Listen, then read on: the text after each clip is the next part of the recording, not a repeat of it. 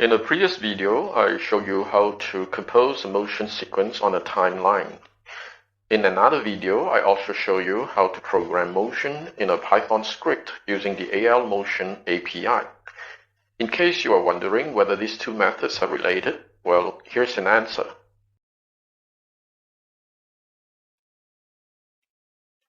First, let's set up a simple example. We drag the timeline and Python script library boxes into a blank behavior. Next, we compose the timeline. Let it be a 40-frame motion.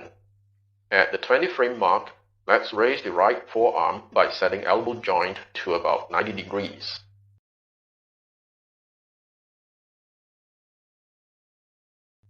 Then at frame 40, let's put the arm back down, that is, 20 degrees in the elbow joint. Finally, set the frame rate at 10 FPS, so the motion takes 4 seconds in real time.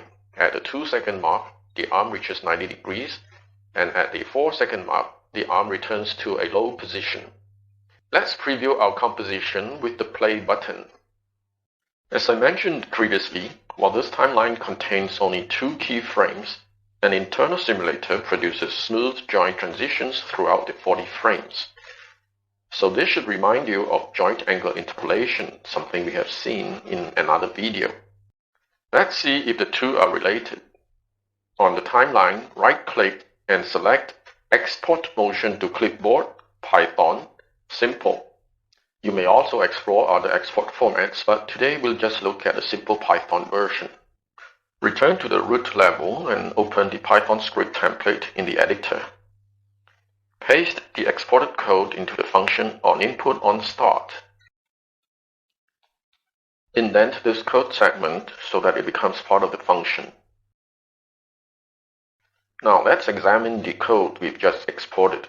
Immediately, we can recognize the angle interpolation method, which is part of the ALMotion API.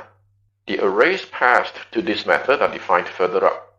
See, the joint name list contains R elbow roll, and the time list contains 2 and 4, which are precisely the positions of our keyframes in real time. Moreover, the angle list, which is the array keys here, contains 1.5 radians and 0.33 radians, which are 90 degrees for the first keyframe at 2 seconds, and 20 degrees for the second keyframe at 4 seconds. There are some minor differences from the script in our previous video. First, there is a module import statement, which wasn't in our previous script.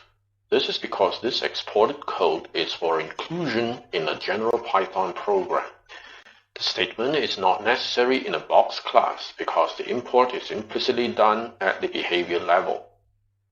Second, the ALMotion library object is declared locally in the onInput_onStart function, whereas in our previous code, it was declared in the onLoad function with the self attribute, meaning that this object is global to the class.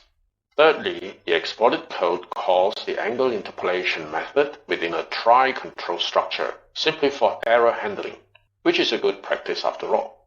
So, you can very well modify the code according to our previous script as shown on the right. This doesn't change the behavior of the code at all. Let's play the two motions.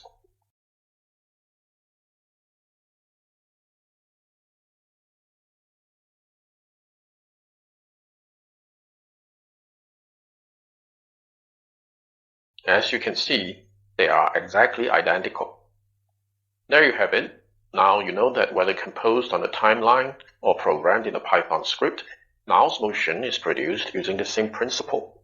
That is, interpolation of joint angles along a time trajectory. Goodbye.